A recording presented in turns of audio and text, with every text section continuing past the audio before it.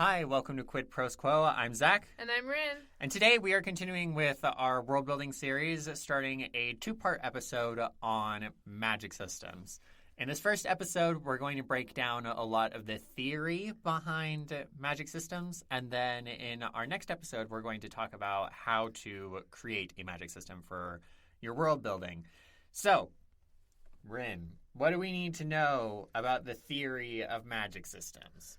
I think the first thing you have to know is the difference between hard magic systems and soft magic systems, where hard magic is defined by rules and feels more like technology, and soft magic is defined by a sense of wonder and mystery. Mm-hmm. Some examples for hard magic is like Allomancy and Mistborn, or magic in the inheritance cycle. Most of Brandon Sanderson's magic systems are pretty hard. He does hard world building and hard magic. Yeah. But soft magic is, like I said, defined by wonder and mystery, and it's like magic in Lord of the Rings, or Spirited Away, or Howl's Moving Castle. Like, Ghibli is like the opposite of Brandon Sanderson, where it's all soft world building and magic. Yeah, exactly. One of the, like a lot of the things that we've talked about in writing, it seems like a binary, but it's really a spectrum.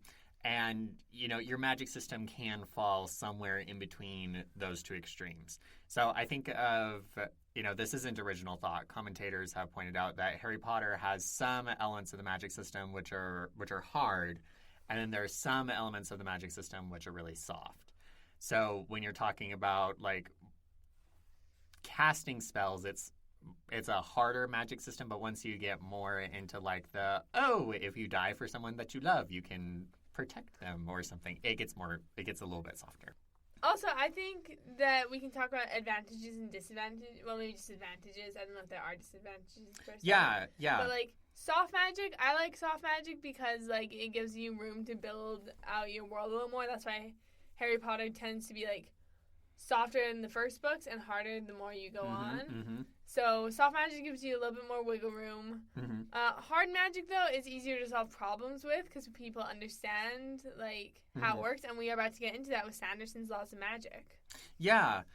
One of the other things to think about is that with hard magic, because it's something that your readers can understand, the use of hard magic inside of the story becomes more of a puzzle, right? So it kind of has the same appeal as certain kinds of detective stories where the reader is following along with the detective and can put the clues together as the detective is putting things together and can guess at at who the perpetrator is.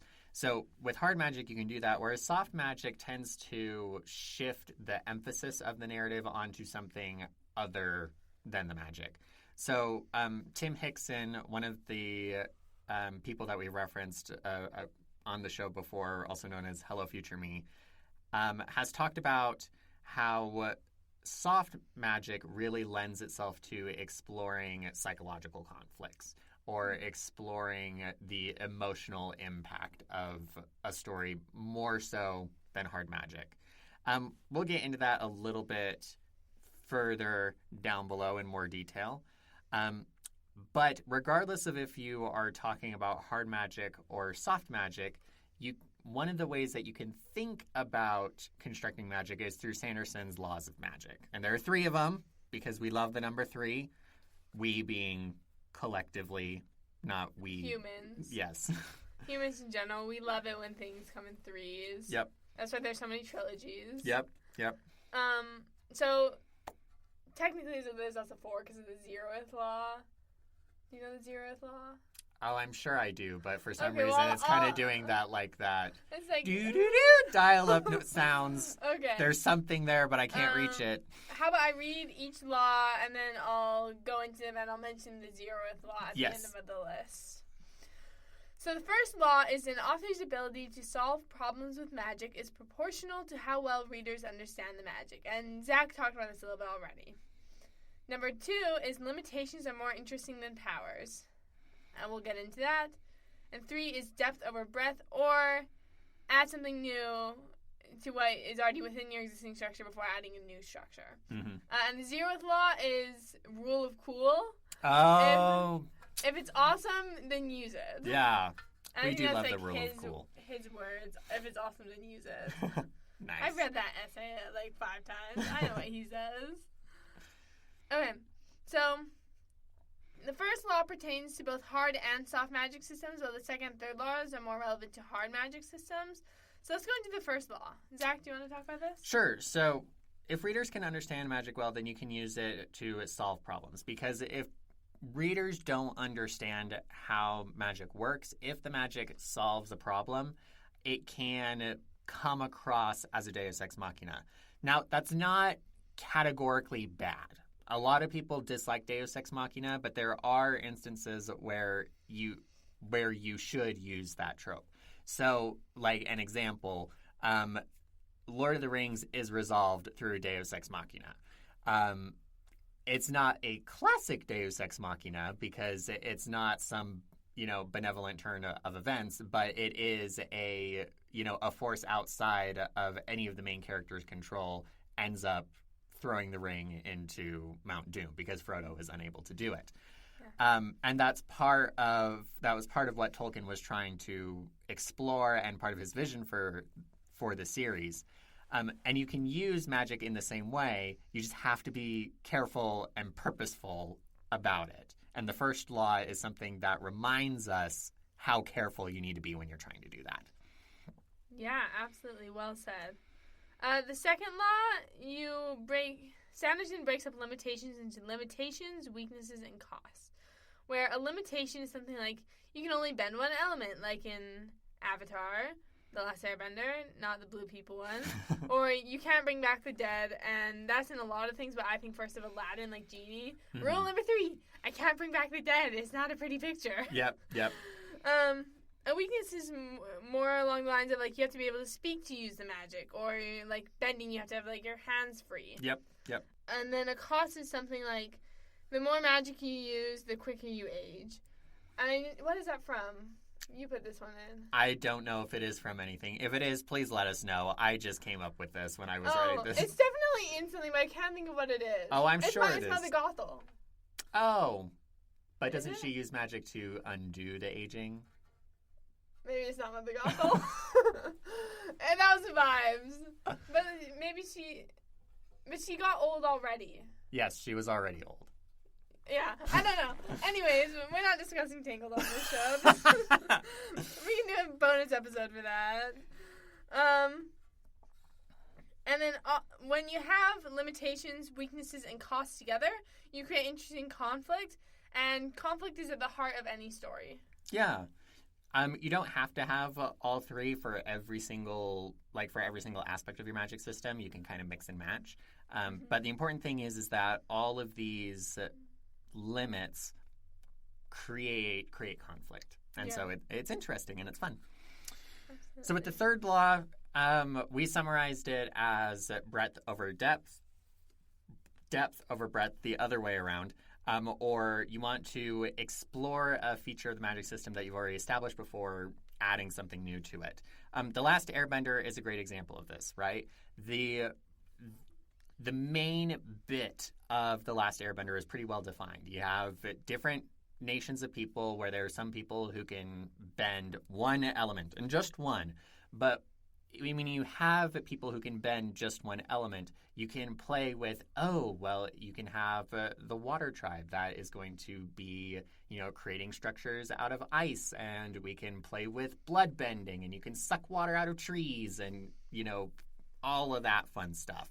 And then you go over to earth bending, and you can say, sand is just really fine particulate matter. So, you have sand benders, and you can do metal bending. And so you're going further with the same reasoning rather than adding new stuff onto it. It's like using the 4 classical elements versus the periodic table of elements. Yes. Yeah, it wouldn't make much sense if you were like, I can bend hydrogen. Well, good for you. Good for you, not very effective. Yeah. Pure hydrogen isn't around much on Earth, says the astronomer. Okay. We've talked previously about using the Kowal world-building technique, which is based off of an exercise from Mary Robinette Kowal, where you ask what follows from this statement, and then you repeat a couple of times. So if people can, I have it right here. What follows from people being able to manipulate water? Well, they can turn water wheels. They can manipulate ice. Therefore, they can build things using magic. If they can manipulate ice, then that probably means that they can manipulate steam, since that's just another phase of water. So they can sabotage engines. And, we've already talked about the bloodbending, right? That was one of my favorite episodes of The Last Airbender, was the bloodbending episode. I was scared of that one as a kid. I think it appealed to me because it was spooky. I don't like spooky things, but good for you. More power to you. I can never watch any horror movie. Anything to do with blood, I'm just like, I can't do it. I'm outie. Yeah. So Zach talked a little bit earlier, and we said we were going to get into it deeper later in the episode. This is later in the episode, so we're going to get into it deeper. But Hello Future Me, Tim Hickson, talked about how hard magic is like, it lends itself towards tension that revolves around the readers learning how the magic works and figuring out how they can use it to solve problems, whereas soft magic is better suited to psychological and emotional tension. Yeah, so the example that Hickson uses inside of his video about soft magic systems is talking about how The Ring is a way that Tolkien can explore themes about grief and about post-traumatic stress disorder in the context of his fantasy world. When you have that soft magic system, you're less likely to chase the bunny, right? Of how can I put this together? It's the wizard impulse, right? When you play a wizard in D&D, you have that part of the player's book open so that you can be looking through at all the different spells and saying like, oh, how can I chain these together in order to do something cool? Because you're just left with the effects of the magic. And in the case of Lord of the Rings, it's a negative magic. But it could also be a positive magic. In my short story, The Paper Cranes of Miss Gonzalez's first grade class, the tension isn't around magic. It's around a child learning to hope when everything seems hopeless. So once the tension is resolved and magic arrives in the story, it appears that the magic is a kind of deus ex machina, but it doesn't rob the story of its emotional impact because it's not about the magic. Yes, that makes sense. So again, that touches back to my favorite thing about soft magic systems, about it just being like, it's easy to build on the theme and go with a vibe more so than it is in hard magic systems. Mm-hmm. Yeah. Yeah. That's all I've got. You got anything else? Well, we have delineated some of the differences between hard magic and soft magic. We've talked about their uses, some of the things to be aware of. So in the next episode, we're going to talk about how to create a magic system. So stay tuned for that. It'll be coming out real soon. This has been Quid Pros Quo. Thank you so much for joining us. Quid Pros Quo is hosted by DC Winters and CK Jensen. If you like this episode, be sure to leave us a rating. And if you'd like to contact us, you can email us at quidprosquo@gmail.com. For more episodes, check us out on Spotify, Apple Podcasts, or wherever else you get your podcasts.